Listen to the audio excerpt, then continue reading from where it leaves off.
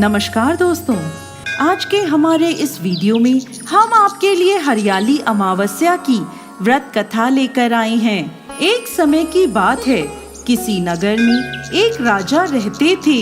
राजा के एक बेटा और बहू थे।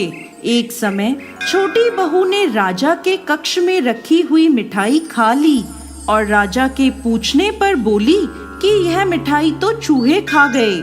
चूहों ने देखा कि इस छोटी रानी ने हमारा झूठा नाम लगाया है, इसका सच हम सबके सामने लाकर रहेंगे। कुछ दिनों बाद राजमहल में कुछ मेहमान आए। राजा ने उन्हें अतिथि कक्ष में ठहराया।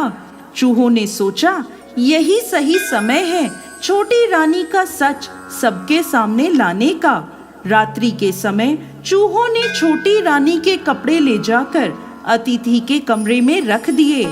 सुबह हुई तो नौकरों ने देखा कि छोटी रानी के कपड़े अतिथि के कक्ष में रखे हैं। धीरे धीरे यह बात पूरे राजमहल में फैल गई। जब राजा को यह बात पता चली तो राजा ने छोटी रानी को महल से निकाल दिया। छोटी रानी हर रोज पीपल के पेड़ के नीचे एक दीपक जलाती थी और जवारे बोती थी। एक दिन जब राजा शिकार से लौट रहा था तो उसने रास्ते में देखा कि बाड़ी के पीपल के पेड़ के नीचे कुछ जगमगा रहा है। राजा ने अपने सैनिकों से कहा कि जाओ और उस पेड़ के ऊपर बैठकर देखो कि यहाँ क्या जादू हो रहा है। राजा के सैनिक गए और पीपल के पेड़ पर चढ़कर बैठ गए। रात्रि में उन्होंने देखा कि वहाँ रखे कुछ दीपक आपस में बात कर रहे हैं। एक दीपक दूसरे दीपक से कहने लगा, तुम कहाँ से हो? तो दूसरा दीपक बोला, मैं राजा के महल से हूँ। छोटी रानी रोज यहाँ आकर पीपल के पेड़ के नीचे दीपक जलाती थी। आज हरियाली अमावस्या है, लेकिन छोटी रानी नहीं आई क्योंकि राजा ने उसे महल से निकाल दिया। तब दूसरे दीपक ने पूछा, राजा ने छोटी रानी को महल से क्यों निकाला? तो राजा के महल का दीपक बोला, छोटी रानी ने एक दिन राजा के कक्ष में रखी मिठाई खा ली और चूहों का झूठा नाम लगा दिया।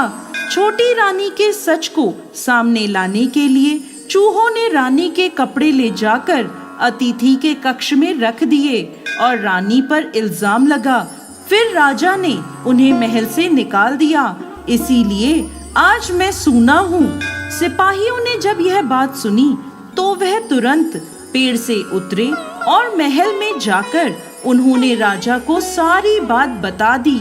यह सुनकर राजा ने छोटी रानी को महल में वापस बुलवा लिया और छोटी रानी ने पीपल के पेड़ में दिया जलाने का अपना नियम फिर से शुरू कर दिया। तो दोस्तों, ये थी सावन महीने में आने वाली हरियाली अमावस्या की कहानी। ये कहानी आपको कैसी लगी हमें कमेंट बॉक्स में लिखकर जरूर भेजें। साथ ही साथ हमारे इस चैनल को सब्सक्राइब करना ना भूलें। जय भोलेनाथ।